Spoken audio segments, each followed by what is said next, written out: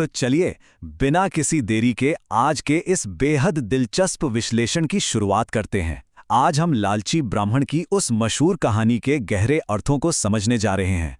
सुनने में तो ये एक आम सी लोक कथा लगती है जो हमें बताती है कि लालच किस तरह इंसान को पूरी तरह से भ्रष्ट कर सकता है। लेकिन अगर आप गहराई से देखें तो ये आध्यात्मिकता की एक ऐसी अप्रत्याशित शक्ति को भी उजागर करती है जो किसी भी इंसान की पूरी जिंदगी पलट कर रख सकती है। तो आइए इस शानदार सफर पर चलते हैं। जरा सोचिए, क्या हो अगर सीधे साधे लोगों को ठगने के लिए बनाया गया कोई घोटाला बिल्कुल अनजाने में ही सच्चे ज्ञान और मोक्ष का रास्ता खोल दे। सुनकर अजीब लग रहा है ना?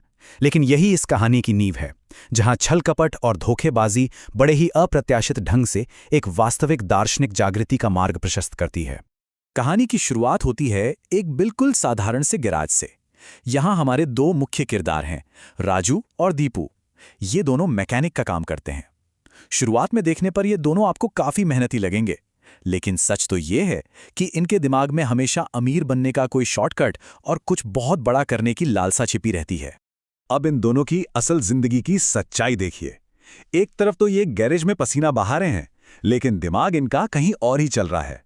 ये दिन में खुली आंखों से सपने देख रहे हैं कि भाई एक दिन अपना खुद का गैरेज होगा, फिर दूसरा, फिर तीसरा, और जल्द ही हर शहर में इनके गैरेजों की एक पूरी चेन होगी जहां ये रिबन काट रहे होंगे। यह एक ऐसा भ्रम था जिसने इन्हें वास्तविकता से पूरी तरह काट दिया था। और पता है, दिन में इन हवाई सपने देखने की आदत की वजह से इन्हें बहुत भारी कीमत चुकानी पड़ती है। सिर्फ एक ही महीने के अंदर इनके काम को लेकर ग्राहकों की 8 शिकायतें आती हैं। हद तो तब हो जाती है जब एक ग्राहक की कार, जिसे इन्होंने ठीक किया था, सड़क के बीचों बीच धुआं छोड़ने लगती है और बंद पड़ जाती है। नतीजा, गैरेज का मालिक बिना कुछ सोचे इन दोनों को तुरंत नौकरी से निकाल देता है। अब दोनों बेरोजगार हो गए और पूरी तरह से हताश। तो अब क्या करें? यहीं पर ये दोनों अपनी मैकेनिक की जिंदगी छोड़कर ठग बनने का फैसला करते हैं। एक मास्टर प्लान बनता है कि राजा सूर्यदेव के शहर चंपकनगर चलते हैं और वहां के लोगों की आस्था को ही अपना मुनाफा कमाने का जरिया बनाते हैं। ये सच में एक बहुत ही खतरनाक लेकिन सोची समझी चाल थी। और ये कोई छोटा मोटा घोटाला नहीं था, ये पूरी तरह से एक step by step master plan था। पहला कदम, गेरुआ कपड़े पहनो और रुद्राक्ष की मालाएं पहन लो। दूसरा कदम, शहर के बाहर एक बड़े बरगद के पेड़ के नीचे अपना चबूतरा बनाओ। और तीसरा, सबसे जरूरी कदम, दीपू का शहर में जाकर आग की तरह ये अफवाह फैलाना कि एक बहुत ही चमत्कारी बाबा आए हैं जो किसी भी समस्या का समाधान चुटकियों में कर सकते हैं। इस पूरी योजना में राजू बन जाता है एक सिद्ध योगी, यानी एक ऐसा गुरु जिसने आध्यात्मिक सिद्धियां प्राप्त कर ली हों।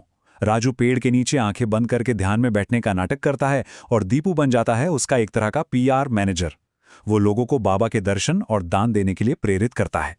लेकिन सबसे बड़ी विडंबना देखिए यहां, इनका ये पूरा का पूरा फ्रॉड असल में इनकी अपनी मां की दी हुई एक बहुत ही पवित्र सलाह पर आधारित था। उनकी मां अक्सर कहा करती थी कि भगवान का नाम लेने से सब कुछ हासिल हो जाता है। बस इन दोनों ने उस पवित्र विचार को तोड़ मरोड़ कर आसानी से पैसे कमाने के एक भ्रष्ट बिजनेस मॉडल में बदल दिया। इससे साफ पता चलता है कि लालच सबसे अच्छे विचारों को भी कैसे भ्रष्ट कर सकता है। इसका एक बड़ा ही दिलचस्प उदाहरण देखते हैं। एक दुकानदार अपनी कम बिक्री से परेशान होकर राजू के पास आता है। राजू उसके कान में फुसफुसाता है कि हर बिक्री के समय मन में श्री राम बोलना, और हाँ, ये मंत्र किसी को मत बताना, अपनी पत्नी को भी नहीं। ये बिल्कुल एक मनोवैज्ञानिक खेल था। इससे लोगों को लगता था कि भाई हमें तो सच में कोई रहस्यमयी और जादुई शक्ति मिल गई है। कहानी में सबसे अहम और नाटकीय मोड़ तब आता है जब इनकी ये झूठी शोहरत चंपकनगर के राजा सूर्यदेव के कानों तक पहुंच जाती है। राजा खुद चलकर बाबा के दर्शन करने और उनसे एक बहुत बड़ा निवेदन करने आते हैं। अब यहां इनकी दिखावती भक्ति का सामना एक बिल्कुल असली परीक्षा से होने वाला था। और सोचिए, राजा का वो प्रस्ताव क्या था। राजा सूर्यदेव बाबा को सोने के आभूषण, बेहद कीमती कपड़े भेंट करते हैं और सबसे बड़ी बात, अपनी राजकुमारी के साथ विवाह का शाही प्रस्ताव रख देते हैं।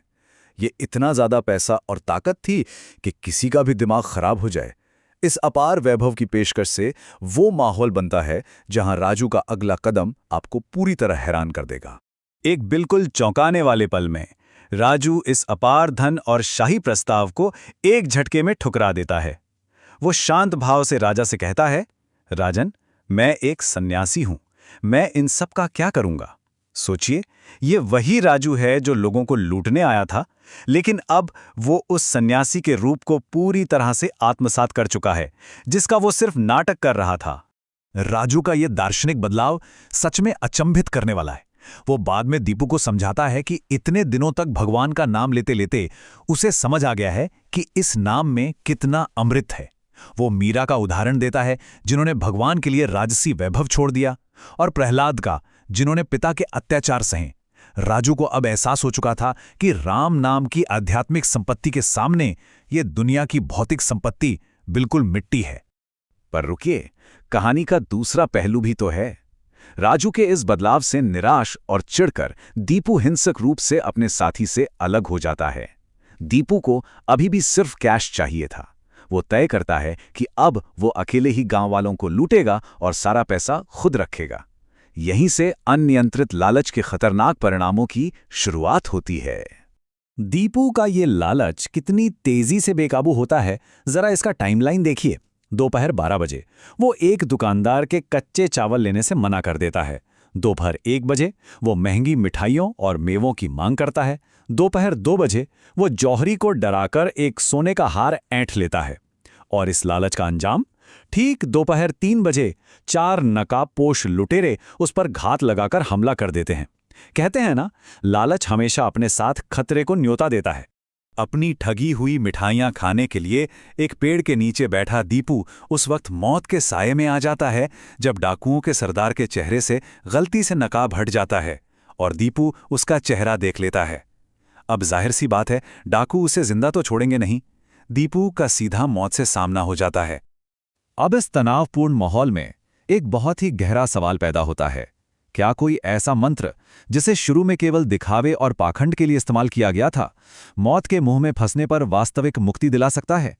क्या केवल एक पवित्र नाम के जाप में इतनी शक्ति है, भले ही शुरुआत में जपने वाले की नीयत में खोट क्यों ना हो? ठीक मौत को सामने देखकर दीपू को राजू की आखिरी सलाह याद आती है कि अगर कभी सच में मुसीबत में फंस जाओ तो पूरी श्रद्धा से भगवान का नाम लेना। दीपू घुटनों के बल बैठ जाता है, अपनी आंखें बंद करता है और पूरी सच्चाई और पूर्ण समर्पण के साथ प्रार्थना करता है, हे नारायण मेरी रक्षा करो, हे नारायण मेरी रक्षा करो। ये उसकी जिंदगी की पहली एकदम सच्ची प्रार्थना थी। और ठीक उसी वक्त एक चमत्कार होता है। राजा के सैनिकों की एक टुकड़ी उसी दिशा में पेट्रोलिंग करते हुए आ रही होती है। सैनिकों को अपनी तरफ आता देख डाकुओं का सरदार घबरा जाता है और वे दीपू को वहीं छोड़कर भाग खड़े होते हैं। सैनिकों का इस तरह अचानक आना दीपू की उस हताश प्रार्थना के एक चमत्कारी जवाब की तरह था। उसकी जान बच गई थी। इस पूरे विश्लेषण का क्लाइमैक्स उस गहरे एहसास पर केंद्रित है जो पूरी तरह से बर्बाद होने से बाल बाल बचने के बाद आता है। जो 2 रास्ते पहले अलग हो गए थे, राजू का आध्यात्मिकता का रास्ता और दीपू का लालच का रास्ता, वे अब फिर से एक होने वाले हैं। दीपू को अपनी गलती और उस नाम की वास्तविक महिमा का एहसास हो चुका था। जरा सोचिए, कल तक जो दीपू कमजोरों से सोना ऐंठ रहा था, आज वो रोते हुए राजू के पैरों में गिरकर माफी मांगता है और कसम खाता है कि अब वो भी अपना पूरा जीवन राजू के साथ ध्यान और ईश्वर की भक्ति में बिताएगा। ये किसी भी इंसान का एक पूर्ण और सच्चा हृदय परिवर्तन है। तो हम इस विश्लेषण को एक आखिरी बहुत ही गहरे सवाल के साथ खत्म करते हैं। क्या विश्वास की सच्ची शक्ति केवल उस शब्द या उस मंत्र में ही निहित है, या फिर उस इंसान की गहरी हताशा और पूर्ण समर्पण में है जो अंततः उस शब्द के वास्तविक मूल्य को समझ लेता है? इस लोक कथा की ये नैतिक जटिलताएं और विश्वास की ये सच्ची शक्ति निश्चित रूप से हमें लंबे समय तक सोचने पर मजबूर कर देती है ना?